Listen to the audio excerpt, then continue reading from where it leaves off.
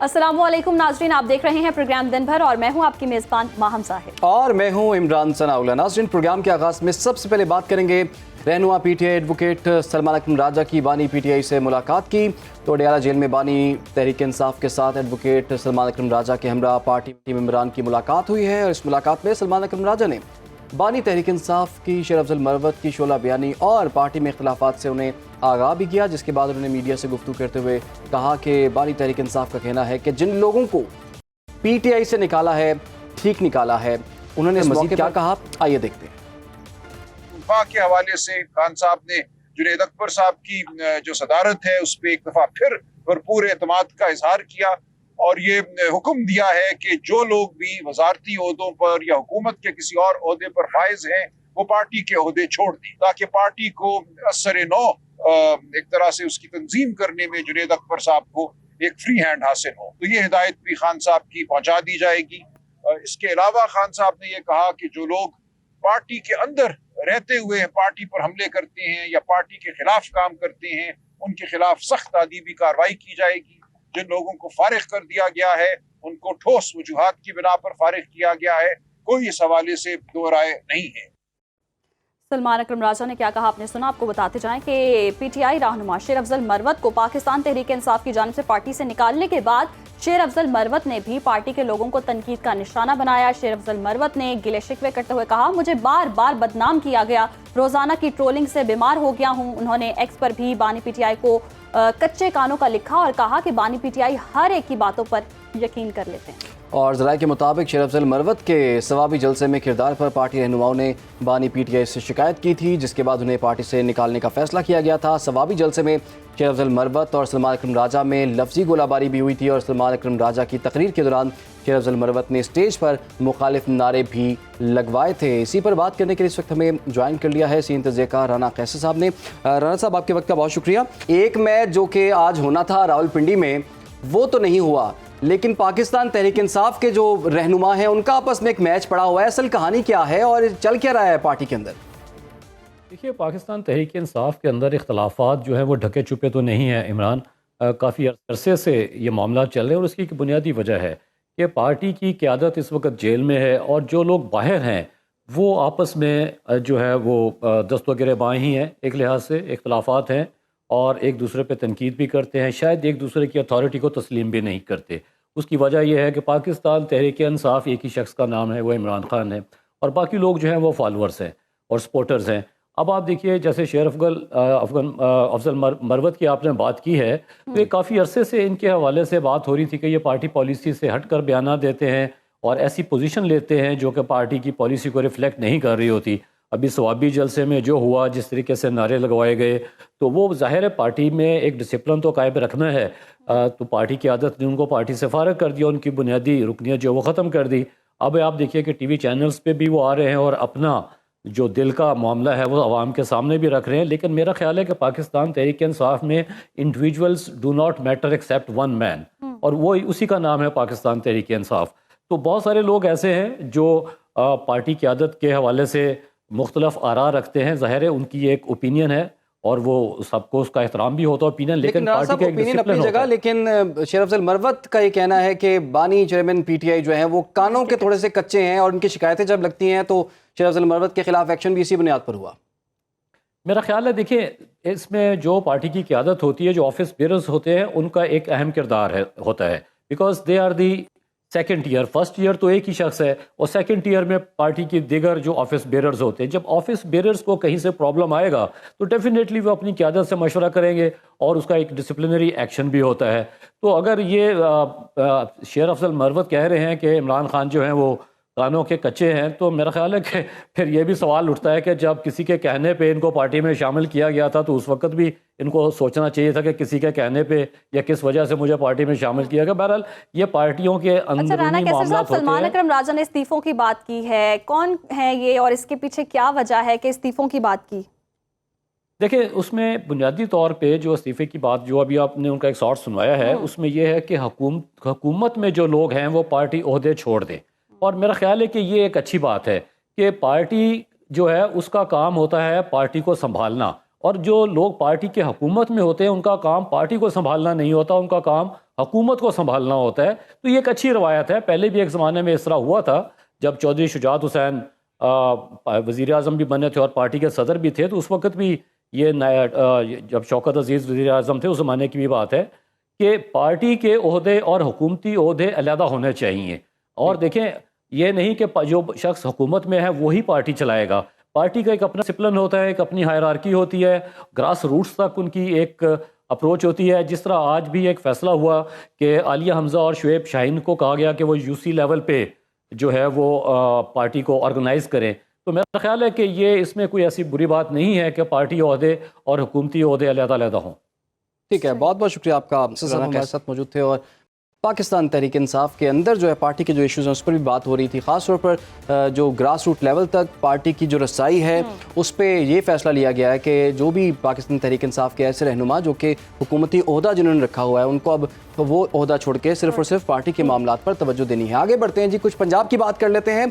Pakistan peoples Party Punjab का पार्लिमानी वफ़द के अरकान गवर्नर हाउस में सदर मुमलिकत आसिफ अली जरदारी से मुलाकात के लिए वफ़द जो है वो पहुंच चुका है। कारकुनान पहुंचना शुरू हो चुके हैं। पीपल्स पार्टी के रुकन पंजाब असम्बली मुमताज़ चांग, इनाम लालिका, काजी सईद, नीलम Jabbar, rice Nabeel governor house इस वक्त पहुंच चुके हैं। इनके अलावा मलिक वासिफ, मियाँ कामरान, अलमदार अब्बास कुरैशी भी गवर्नर हाउस पहुंचे हैं। पंजाब से ताल्लुक़ रखने वाले पीपल्स पार्टी के अरकान असम्बली सदर मुमलिकत आसिफ अली जरदारी को पंजाब के हवाले से अपने मसाइल के हवाले से आगाह करेंगे। और पाकिस्तान पीपल्स पार्टी और नून लीग के दरमियान इख्तलाफात की जंग कोई नई बात नहीं है। दोनों जमातों के दरमियान ताल्लुकात कभी भी मुस्तकिल तौर पर खुशगवार नहीं रहे। शहबाज हुकूमत का इन्हिसार पीपल्स पार्टी के साथ इत्तेहाद पर है। पाकिस्तान पीपल्स पार्टी अगर वफाकी हुकूमत के साथ ताउन से हाथ खींचती है तो इसका कायम रहना ही नामुमकिन हो जाएगा। पंजाब में सियासत का महवर आम तौर पर बड़े ओहदों पर अपने लोगों का लगाकर सियासी जमातों के अरकान अपने हलकों में वोटर्स के काम कराते हैं जिन पर नून लीगी हुकूमत का मुकम्मल कंट्रोल है, जबकि पीपल्स पार्टी पंजाब के नुमाइंदों को अपने हलकों में तरक्याती मंसूबों के लिए फंड्स तक मुहैया नहीं कर रही। इसी पर बात करने के लिए हमारे साथ मौजूद है हमारे नुमाइंदे इमरान भट्टी। बहुत शुक्रिया आपके वक्त का। इमरान, कहिएगा मुलाकात के लिए अब अरकान जो है वो पहुँचना शुरू हो गए हैं, कहिएगा क्या क्या इख्तलाफात हैं पंजाब हुकूमत को और दूसरी जानिब पीपल्स पार्टी के क्या तहफ़्फ़ुज़ात हैं? ये मुलाकात होगी तो इसके बाद कोई राहें हमवार होती नज़र आ रही हैं? जी देखिए, पंजाब में पीपल्स पार्टी के जो मसाइल दरपेश हैं खासतौर पर इंतज़ामी सतह के ऊपर, इस पर जो है पाकिस्तान पीपल्स पार्टी पार्लियामेंटेरियन पंजाब जो हैं उनका एक वफद आज कुछ देर बाद गवर्नर हाउस में सदर मुमलिकत आसिफ अली जरदारी से मुलाकात करेगा। इस मुलाकात में पार्लिमानी leader Pakistan peoples Party Punjab Syed Ali Haider Gilani, Mumtaz Chang, Wasif Mazhar और शाजिया आबद, नीलम जब्बार, इसी तरह काजी सईद अहमद जो हैं वो यहाँ पर पहुँच चुके हैं। जबकि साबिक गवर्नर पंजाब मखदूम अहमद महमूद वो भी गवर्नर हाउस में मौजूद हैं। गवर्नर पंजाब सरदार सलीम हैदर खान, मखदूम अहमद महमूद भी सदर मुमलिकत आसिफ अली जरदारी से मुलाकात में मौजूद होंगे। और इस मुलाकात में जो पाकिस्तान पीपल्स पार्टी पार्लियामेंटेरियन का वफद है वो सदर मुमलिकत को अपने जो मसाइल हैं, जो तहफ़्फ़ुज़ात है पंजाब में इत्तेहादी हुकूमत के साथ, उससे आगाह करेगा। ख़ास तौर पर जब दिसंबर में जो पाकिस्तान मुस्लिम लीग नून और पीपल्स पार्टी की जो कमेटियाँ थीं उनकी मुलाकात हुई थी, उसमें डिसाइड हुआ था कि जनवरी के पहले हफ्ते तक जो है वो पाकिस्तान पीपल्स पार्टी के मसाइल जो हैं, जो तहफ़्फ़ुज़ात हैं, उनको दूर किया जाएगा। उसके बाद पाकिस्तान पीपल्स पार्टी की इस्लामाबाद में सेंट्रल एग्जीक्यूटिव कमेटी का इजलास हुआ, जिसमें अरकान ने जो पार्लियामेंटेरियन पंजाब थे उन्होंने अपने तहफ़्फ़ुज़ात से आसिफ अली जरदारी को आगाह किया कि पंजाब में जो उनके इंतज़ामी मामलात हैं उनमें उनकी कोई एक्सेस नहीं है, उनकी रसाई नहीं है, जिसकी वजह से पीपल्स पार्टी को पंजाब में जो है मुश्किलात का सामना करना पड़ सकता है आइंदा आने वाले दिनों में। तो आसिफ अली जरदारी ने अरकान पार्लियामेंटेरियंस को और पंजाब की जो क़यादत थी पीपल्स पार्टी की, इनको यकीन दहानी करवाई थी कि अब जो मामलात हैं ये मैं खुद टेक ओवर करूँगा, मैं इसको खुद देखूँगा, आपके जो मसाइल होंगे। और इसी सिलसिले में आज आसिफ अली जरदारी जो हैं वो यहाँ पे गवर्नर हाउस में आ रहे हैं और अपने पार्लियामेंटेरियंस के जो मसाइल हैं वो सुनेंगे। और इमरान भट्टी, ये भी बताइएगा, जैसे कि हम जानते हैं कि कुछ अरसा पहले बिलावल भुट्टो जरदारी ने भी एक बड़ा सख्त बयान दिया था कि वफाकी हुकूमत तो इस तरह से चल रही है जैसे उनके पास वाकई 2/3 मेजॉरिटी हो और पंजाब हुकूमत से भी काफ़ी तहफ़्फ़ुज़ात हैं। तो क्या आला सतह पर कोई राब्ता हुआ है कि इख्तलाफात मज़ीद बढ़ने से पहले ही मामलात को हल कर लिया जाए? जी देखें, सदर ममलिकत आसिफ अली जरदारी इसी सिलसिले में आज खुद बजाते खुद जो हैं वो अपने पार्लियामेंटेरियन का जो वफद है पीपल्स पार्टी का पंजाब में, उनसे मुलाकात कर रहे हैं ताकि मामलात हैं किसी इंतहाई सतह तक ना पहुंचे, इनको यहीं पर पंजाब की सतह पर हल कर लिया जाए। और उन्होंने कहा था कि मैं ये जो मसाइल होंगे, ये जो तहफुजात हैं, ये इंतजामी अमूर में जो मामलात हैं, इनको वज़ीर आज़म के सामने रखूंगा और उसमें मसाइल हल करवाने की कोशिश की जाएगी। तो बज़ाहिर ये इसी सिलसिले की कड़ी है कि सदर ममलिकत आसिफ अली जरदारी का खुद पंजाब की सतह के ऊपर जो मामलात हैं, पंजाब के जो सियासी और इंतजामी अमूर हैं, उसमें इन्वॉल्वमेंट इसी बात का शाखसाना है कि जो प्रेसिडेंट हैं वो आने वाले दिनों में इन तमाम मसाइल को, इंतजामी अमूर को भी और सियासी जो एक फिजा जो चाहिए पाकिस्तान पीपल्स पार्टी को पंजाब में, तो उसको लेके वो मुस्लिम लीग नून की क़यादत के साथ पंजाब की ब्यूरोक्रेसी के हवाले से क्या इख्तिलाफात हैं? क्योंकि मरियम नवाज पंजाब की ब्यूरोक्रेसी में कोई तब्दीली नहीं चाह रही है, जबकि पीपल्स पार्टी की जानिब से ज़राए बताते हैं कि वो इसमें कोई असर रखना चाहते हैं। जी देखें, जब पाकिस्तान पीपल्स पार्टी और मुस्लिम लीग नून के दरमियान इत्तेहाद हुआ था तो कुछ पॉइंट्स थे, कुछ नुकात थे जिनके ऊपर मामला तय पाए थे। मुआहदा हुआ था कि जहां तक पाकिस्तान पीपल्स पार्टी की नुमाइंदगी होगी जिन हलकों में और जिन अजला में, वहां पर जो इंतजामी अमूर होंगे वहां पर पाकिस्तान पीपल्स पार्टी को ही प्रेफरेंस दी जाएगी, उनको तरजीह दी जाएंगी। जो कमेटियाँ होंगी, प्राइस कंट्रोल कमेटियाँ होंगी, डिस्ट्रिक्ट कमेटियाँ होंगी, डिवीजनल कमेटियाँ होंगी, वहाँ पर पाकिस्तान पीपल्स पार्टी के जो कारकुन होंगे या जो उनके रहनुमा होंगे उनको वहाँ पर एडजस्ट किया जाएगा। ताहम जब ये गवर्नमेंट बनी और इत्तेहाद के बाद तो हमने देखा कि पीपल्स पार्टी इन्हीं तहफुजात को लेके आज भी ही अपनी क़यादत के सामने भी और अपनी इत्तेहादी हुकूमत के साथ भी सरापा एहतजाज है कि जो नुकात तय पाए थे मुआहदे के, जो मामला तय किए गए थे, उनके ऊपर जो है मुस्लिम लीग नून वो अमल दरामद करती हुई दिखाई नहीं दे रही। तो इन्हीं तनाजुर में जो मामला तय किए गए थे कि जहाँ जहाँ पे vote bank Pakistan peoples Party का ज़्यादा होगा या पाकिस्तान पीपल्स पार्टी का नुमाइंदा होगा जो मुंतखब हुआ होगा, रुकने असम्बली बना हुआ होगा, उन अजला में और उन डिवीज़न में जो है इंतजामी अमूर हैं वो पीपल्स पार्टी को उस पर तरजीहात दी जाएगी, उनके मामलात को देखा जाएगा।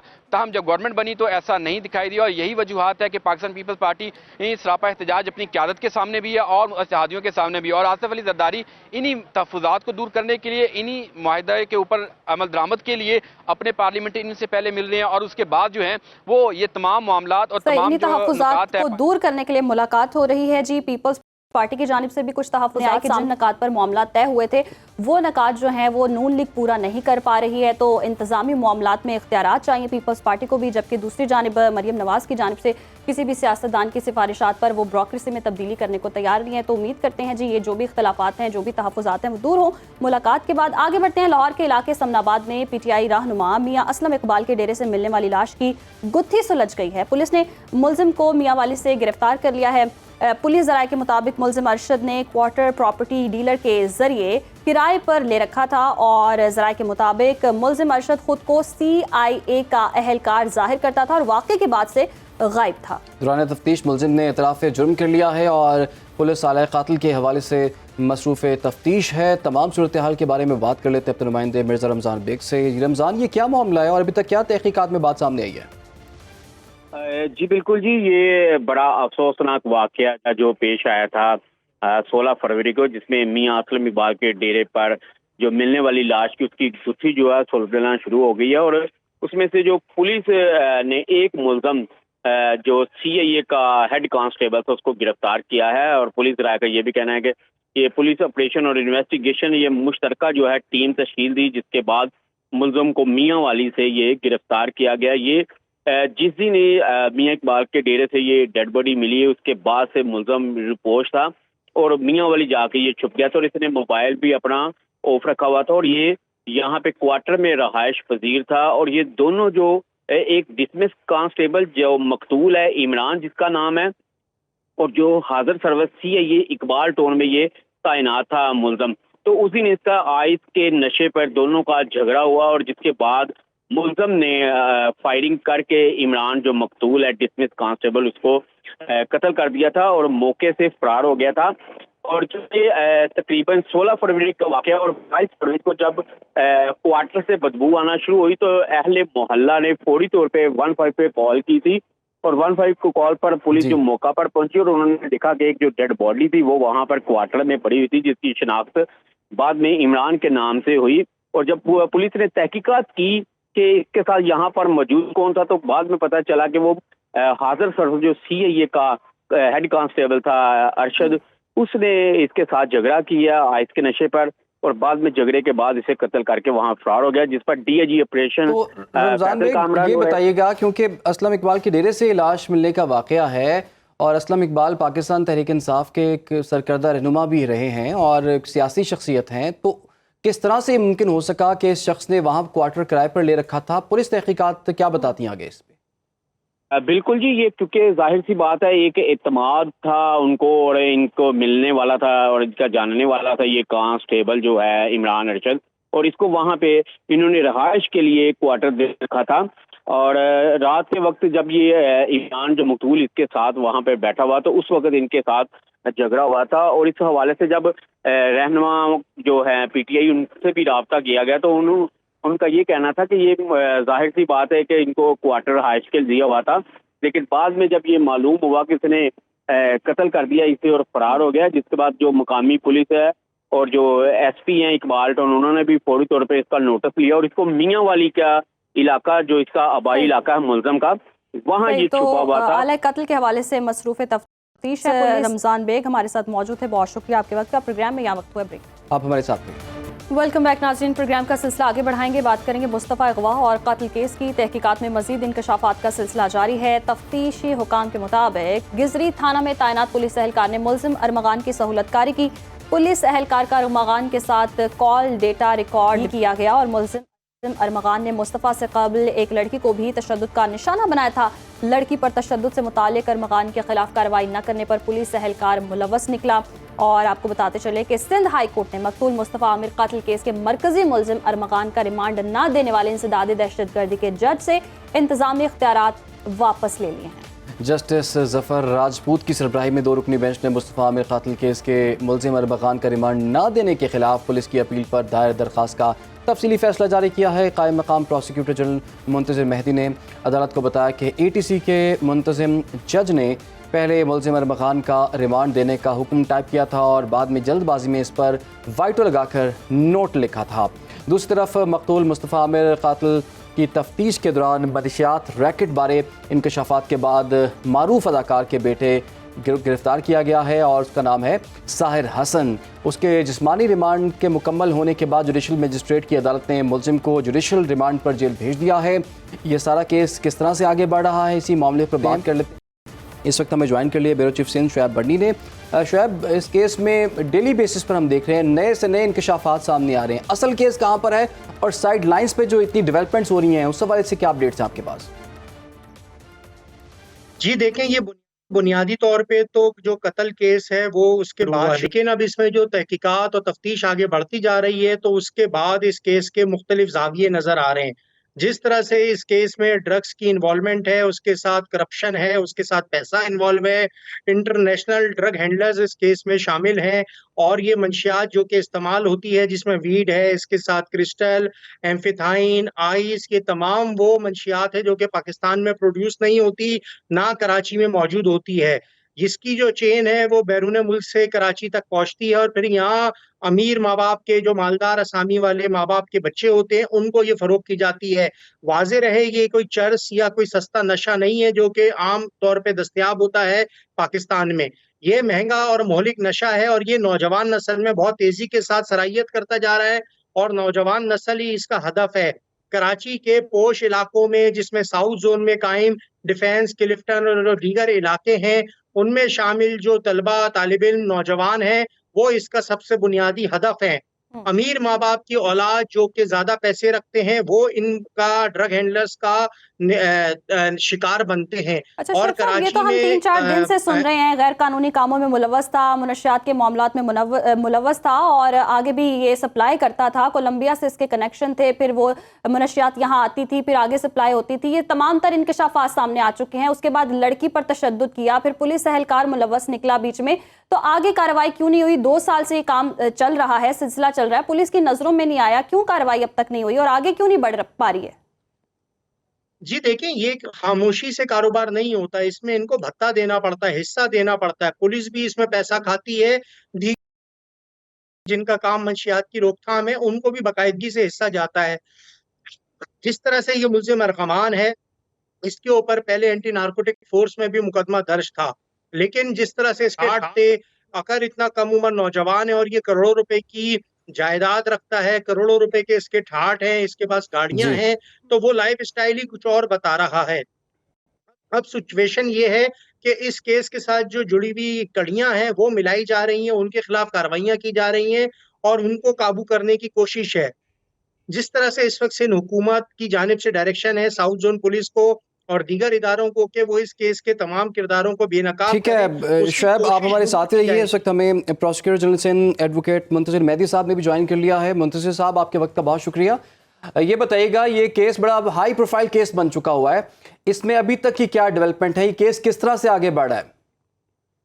देखिए, इन्वेस्टिगेशन जारी है मुख्तलिफ जो है ना जावियों से और मुख्तलिफ FIR से। ऑलरेडी 4 FIR हैं, उस पर तहकीक हो रही है। और आज आपने सुना भी होगा कि ऑनरेबल सिंध हाई कोर्ट की डिविजनल बेंच ने जो जस्टिस जफर अहमद राजपूत साहब की DB थी, उन्होंने वो जो ATC का आर्डर था वो पहले से रिजेक्ट कर चुके हैं और रिमांड दे चुके हैं। ATC 2 और 3 को डायरेक्शन दी। अब मजीद जो डिटेल आर्डर है उसमें ये लिखा गया है कि इसके जो मुल्जिम और मुल्जिम का बाप था वो जज ATC के जज मिस्टर जाकिर हुसैन के पास अवेलेबल था at the time of remand. और वाइटो भी लगा हुआ था। आपने ये भी सुना होगा कि वाइटो से पुलिस कस्टडी से लेके जुडिशल कस्टडी कर दी गई। तो ये जो है नामुनासिब जो है रवैया है जज साहब का। और हमें न सुनना प्रोसिक्यूशन को, बिल्कुल फर्स्ट टाइम रिमांड न देना। और जब इतनी रिकवरी है, लैपटॉप्स हैं और एक DSP जो है वो शदीद जख्मी है, ऑलरेडी उसने मर्डर किया हुआ है, वेपन्स रिकवर हैं। मैंने इतनी माना दहशतगर्दी एक्ट में भी हमें रिमांड न दिया जाए तो वो इन्वेस्टिगेशन कैसे आगे बढ़ सकती है? तो आज हाईकोर्ट, ऑनरेबल हाईकोर्ट ने ये आर्डर कर दिया है एक्टिंग चीफ जस्टिस साहब को और सिंध गवर्नमेंट को कि इस ATC नंबर 1 जज के जो पावर्स हैं वो किसी और जज को ट्रांसफर किए जाएंगे। अभी वो सिंध गवर्नमेंट और एक्टिंग चीफ जस्टिस साहब आपस में मशावरत करके जो दूसरा जज साहब होगा जो भी, उसको ये मुकर्रर करेंगे एज एडमिनिस्ट्रेटिव जज। तो ये जो था, और इसमें मैं आपको बताता जाऊं कि काफी ऐसे और भी केसेस हैं जिसमें इस जज साहब जो है मिस्टर जाकिर हुसैन, इसने रिमांड जो है वो जुडिशल कस्टडी कर दिए हैं। ये तो 4 केस हैं ना, उनके अलावा भी हमारे पास ऐसे सबूत मौजूद हैं कि तो मुंतजिर मेहदी साहब, इसी से लिंक्ड है वो सारे केसेस? लिंक नहीं है, लेकिन इस जज साहब का जो वो है अपना रवैया और जो चीजें हैं वो अजीब माना हैरान कुन है। आपने ओपन कोर्ट में देखा कि जो है वो उस अपना रजिस्ट्रार जो था ATC का, उसने बताया कि वाइटो लगा हुआ है, वो आर्डर में भी लिखा हुआ है। और ये कौन सा वो कानून है जिसमें मुल्जिम का बाप अंदर जो है अपना उसमें चैम्बर में, जज साहब के चैम्बर में बैठा रहे? तो ये माना इंसाफ कैसे होगा फिर?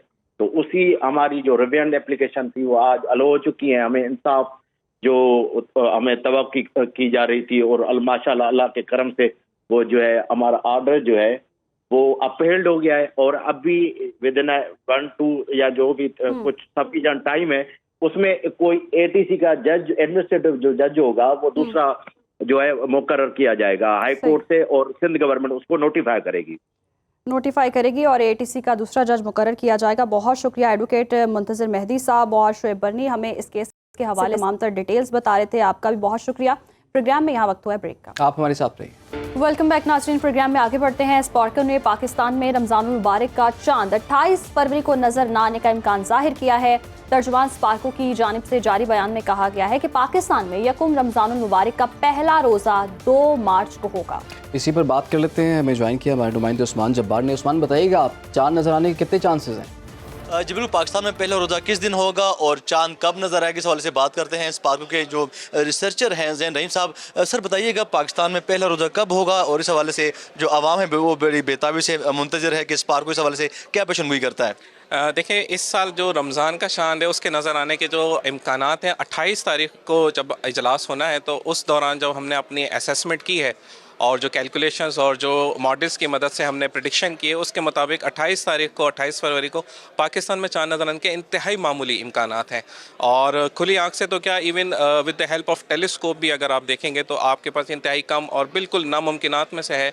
हाउएवर कि जब आप अगले दिन पे जाएंगे तो उसमें फिर आपके पास खुली आंख से वाज़ेह तौर पर चांद जो है वो नज़र आ चुका हुआ होगा। शाबान के 30 दिन पूरे हो चुके हुए होंगे, तो पहला रमज़ान जो है जो हमारी अब तक की प्रेडिक्शन है उसके मुताबिक 1 मार्च को चांद नज़र आने के वाज़ेह इम्कानात हैं। चांद की जो विजिबिलिटी है वो डिपेंड करती है कि उसके टेक्निकल पैरामीटर्स किसी भी जगह पे क्या हैं, और वो पॉइंट टू पॉइंट जब हम ग्लोब के अक्रॉस मूव करते हैं तो वो डिफरेंट हो जाते हैं। तो सऊदी अरब की कंडीशंस डिफरेंट हैं, पाकिस्तान की डिफरेंट है। तो सऊदी अरब का जो भी ऐलान है वो तो उनकी कमेटी के ऊपर है, लेकिन पाकिस्तान की जहाँ तक बात है उसमें 28 तारीख को चांद नज़र आने के इंतहाई कम इम्कानात हैं। और जो पैरामीटर्स हैं उनकी बेसिस पे हम ये कह सकते हैं कि उस दिन बहुत ही मामूली और मुश्तबा इम्कान है कि कोई चांद नज़र आ सके। बिल्कुल शुक्रिया जी। आपने सुना कि जिस तरह उन्होंने कहा कि स्पार्क की जो प्रोडिक्शन है वो ये है कि 28 जो फरवरी है उसको चांद नज़र आने के इंतहाई कम इम्कानात हैं। उन्हीं की जानब से कहा जा रहा है कि इस हवाले से जो हतमी फैसला होगा वो रुयत हिलाल कमेटी करेगी। जी ठीक है, बहुत शुक्रिया उस्मान, आपने हमें आगाह किया। और 28 तारीख को चांद नज़र आने के इम्कानात कम हैं, यकम को नज़र आ सकता है और पाकिस्तान में 2 तारीख को पहला रोज़ा हो सकता है। आगे बढ़ेंगे।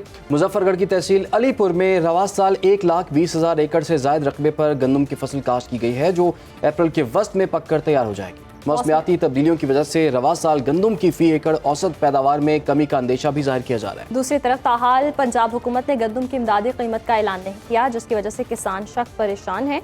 अलीपुर से अपने नुमाइंदे अजहर अब्बास से जानते हैं। जी कहिएगा, क्या मुश्किलात दरपेश हैं किसानों को और क्या खदशात हैं, गंदम की फसल को क्या नुकसान हो सकते हैं? बिल्कुल, इस वक्त मैं ज़िला मुजफ्फरगढ़ की तहसील अलीपुर में मौजूद हूँ। इस साल तहसील अलीपुर में 1,20,000 एकड़ से ज़्यादा रकबे पर गंदम की फसल काश्त की गई है, जो अपने आखिरी मरहले में पहुँच चुकी है। ज़राअत मुल्क की मईशत में रीढ़ की हड्डी की हैसियत रखती है। गुज़िश्ता कुछ सालों से मुख्तलिफ वजूहात की बिना पर फसलें बेहतर ना होने और अजनास के मुनासिब रेट्स ना मिलने की वजह से किसान इस वक्त जो है वो मुआशी बदहाली का शिकार हो चुका है। तो दूसरी तरफ मौसमियाती तब्दीली की वजह से इस साल गंदम की फ़ी एकड़ औसत पैदावार में कमी का अंदेशा ज़ाहिर किया जा रहा है। अलीपुर के काश्तकारों का कहना है कि अभी तक हुकूमत की जानिब से गंदम की इमदादी जो रेट है वो मुकर्रर नहीं किया गया, जिसकी वजह से अलीपुर का काश्तकार जो है वो सख्त परेशान है। अलीपुर के काश्तकारों की हुकूमत से अपील है कि गंदम का जो सरकारी रेट है वो मुनासिब जल्द जो है वो तय किए जाएँ, ताकि अलीपुर का काश्तकार अपनी गंदम की फसल को सरकारी रेट पर फ़रोख्त करके अपनी अगली आने वाली फसल की जो है वो भरपूर तैयारी कर सके और हमेशा की तरह मुल्क की मईशत में अपना भरपूर किरदार अदा कर सके। जी बहुत शुक्रिया अज़हर, आपने आगाह किया और किसानों के मसाइल भी हमने अपने नाज़रीन तक पहुँचाए। और हुकूमत जो कि दावा करती है कि किसान दोस्त हुकूमत है, हुकूमत को हकीकतन इस बात का सबूत भी देना होगा कि किसान दोस्त पॉलिसियाँ भी बनाई जाएँ। फ़िलहाल के लिए जी प्रोग्राम का वक्त खत्म हो जाता है। हमें दीजिए इजाज़त। अल्लाह हाफ़िज़।